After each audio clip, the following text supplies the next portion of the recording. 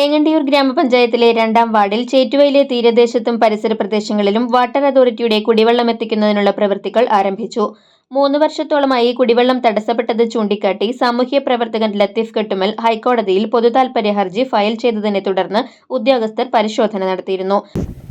ഈ ഏങ്ങണ്ടിയൂർ ഗ്രാമപഞ്ചായത്തിലെ 2-ാം വാർഡ്, അതുപോലെ തീരദേശ മേഖല, ഏങ്ങണ്ടിയൂർ ഗ്രാമപഞ്ചായത്തിലെ പരിസര പ്രദേശങ്ങൾ, ഇവിടെ എല്ലാം ഈ വാട്ടർ അതോറിറ്റിയുടെ കുടിവെള്ളം മുടങ്ങിയിട്ട് ഒരുപാട് നാളായി.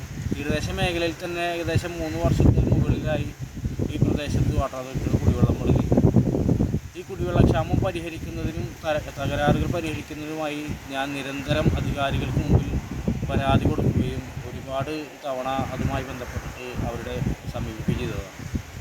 നാളിതുവരെ ആയിട്ടും അതിന് പരിഹാരം കാണാതെ ആയപ്പോൾ ബഹുമാനപ്പെട്ട ഹൈക്കോടതി മുമ്പാകെ ഞാൻ വാട്ടർ അതോറിറ്റിയുടെ കുടിവെള്ളം തടസ്സപ്പെടുന്നത് ചൂണ്ടിക്കാണിച്ചുകൊണ്ട് ഒരു ഹർജി ഫയൽ ചെയ്യുകയുണ്ടായി.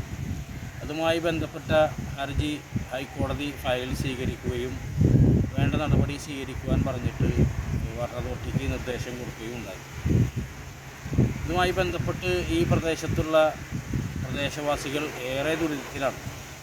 വാട്ടർ അതോറിറ്റിയുടെ കുടിവെള്ളം ഈ പ്രദേശത്ത് ലഭ്യമായില്ലെങ്കിൽ ഈ പ്രദേശവാസികൾക്ക് ഈ പരിസരത്ത് ഒട്ടും തന്നെ ശുദ്ധജലം ലഭ്യമല്ലാത്ത ഒരു പ്രദേശം കൂടിയാണ്. ഈ വിവരങ്ങളെല്ലാം ചൂണ്ടിക്കാട്ടിയാണ് ഞാൻ ഹൈക്കോടതി മുമ്പാകെ ഒരു ഹർജി ഫയൽ ചെയ്തത്. ദേശീയപാത നിർമ്മാണവുമായി ബന്ധപ്പെട്ട് പൈപ്പുകൾ തകർന്നതിനാൽ ടാപ്പുകളിൽ കുടിവെള്ളം വരാതായതോടെ മേഖലയിലുള്ളവർ കുടിവെള്ളത്തിന് വലയുകയായിരുന്നു. വാട്ടർ അതോറിറ്റിക്ക് പുറമെ ജില്ലാ കളക്ടർ, പഞ്ചായത്ത് അധികൃതർ, ദേശീയപാത പദ്ധതി ഡയറക്ടർ എന്നിവർക്കും ഹൈക്കോടതി നോട്ടീസ് നൽകിയിരുന്നു.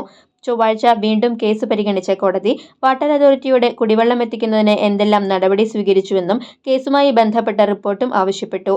ഹർജിക്കാരന് വേണ്ടി അഡ്വക്കേറ്റ് ഷാനവാസ് കാട്ടകത്ത്, അഡ്വക്കേറ്റ് ഷിജീഷ് ഇബ്രാഹിം എന്നിവർ ഹാജരായി.